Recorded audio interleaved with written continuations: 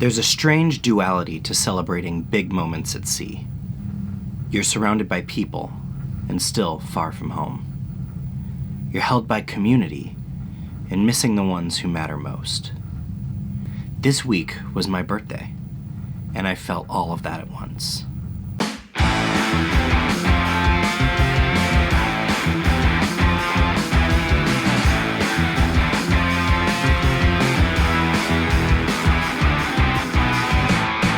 My name is David Page, and my wife Stephanie and I work as musicians on board cruise ships.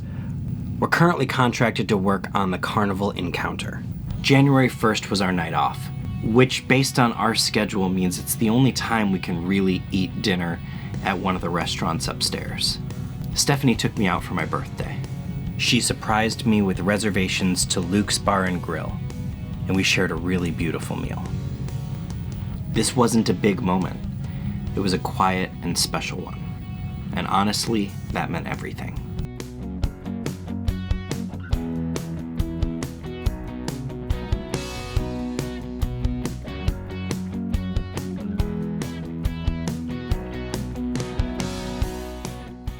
Almost 2 months ago, we had a band jam night in the crew bar. Playing with the other musicians like that was so much fun that I made an offhanded comment to Stephanie that I didn't want anything else for my birthday. No gifts, no plans, I just wanted another band night. I didn't realize how seriously she would take that comment, and we walked into crew bar that night, everyone was there. At midnight, I pulled my phone out to record a birthday message for my son. We share a birthday, which is pretty amazing. And it's also really, really hard when you're on the opposite side of the world.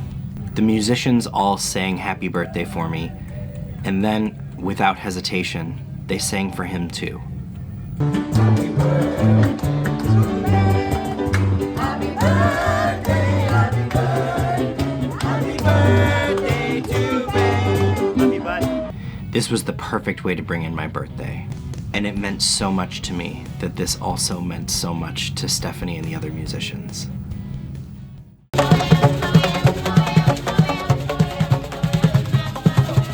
By the time we stepped off the ship the next morning, I had already felt really celebrated.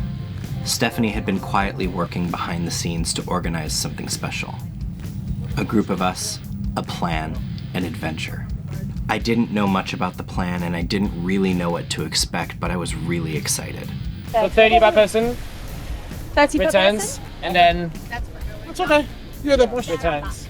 It turns out the most efficient way to bring 18 crew members from one place to another might actually be the back of a pickup truck. And as we rode in the back of this pickup truck to the Matevulu Blue Hole, this beautiful chaos started to feel like a really cool adventure.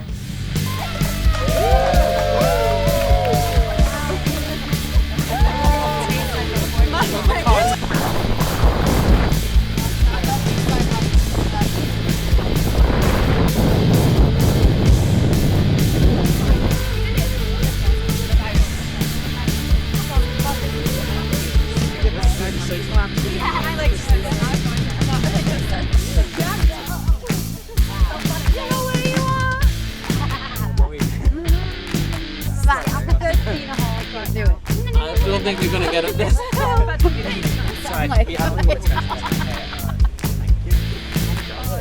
Evidently, there are 3 blue holes that are popular to visit when you're in Santo.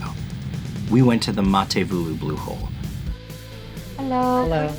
People. Thank you.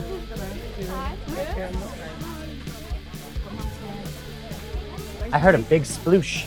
Oh, that's the rope swing. And this place was beautiful. Clear blue water, jungle all around, rope swings, a slide. It felt like we got to play as though we were kids. Real, uncomplicated playtime. This is my birthday song, it isn't very long. Hey!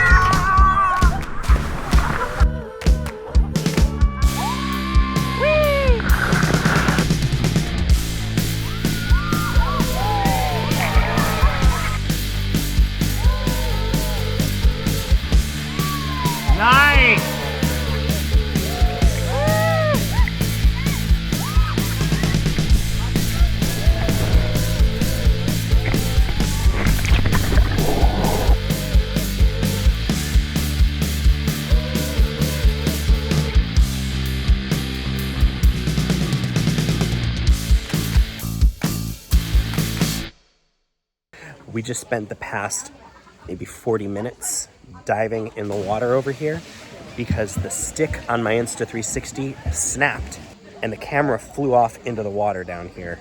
And right here in this water, so we were diving for probably 45 minutes. This area is deep, but it slopes too, and then it's also very sandy and silty.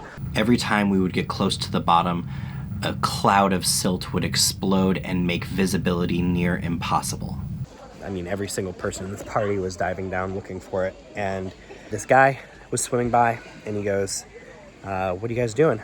We're looking for a camera, and he just dove down. Steve dove down, and within 20 seconds came back up with the camera. Enjoy your vacation, guys. Oh, that was insane. I don't know how, but Steve found it really quickly. All of our hearts are pounding, and that was an emotional roller coaster for the past 45 minutes. I was so grateful that this man was able to find my camera, and I didn't want to shoot anything more with it until I had a more secure way to hang on to that camera. As amazing and adventurous and fun as this day was, it wasn't over. We had to get back to the ship, we had to get ourselves cleaned up, and we had to go to work. We played 3 sets in the lobby, still buzzing from the excitement of the day. While Stephanie and I were breaking down our equipment and cleaning up after the show, we heard some people singing happy birthday. And my first thought was, cool, someone else has my birthday, and that's really sweet that everybody's singing to them. And as I turned around, I realized this one's actually for me.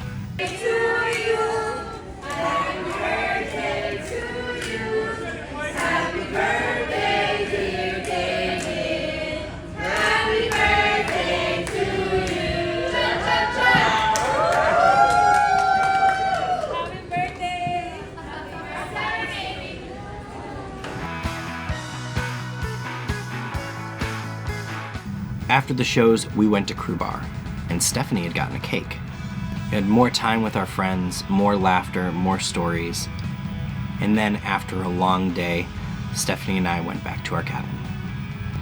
Later, after the Crew Bar, I got to hear my son's voice, and I got to see his face. I sang to him, and he sang to me.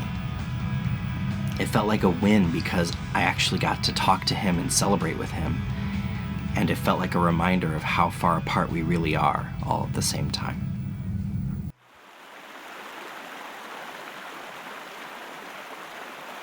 The next day was quieter, easier, softer. If January 2nd was fueled by adrenaline and joy, January 3rd was peace. Hello, baby. Handsome doggy.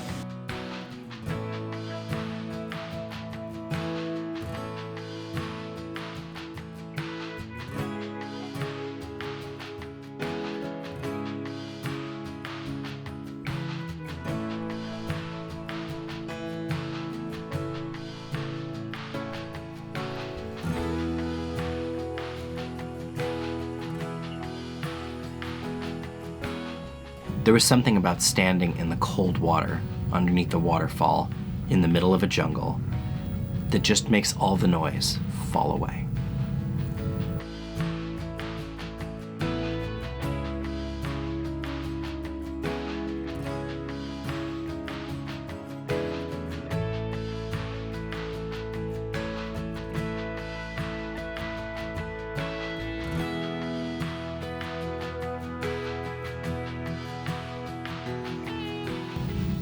On the way back to the ship from the waterfalls, Stephanie, Francis, and I found this really cool floating bar, and we got to try a local beer called Tusker.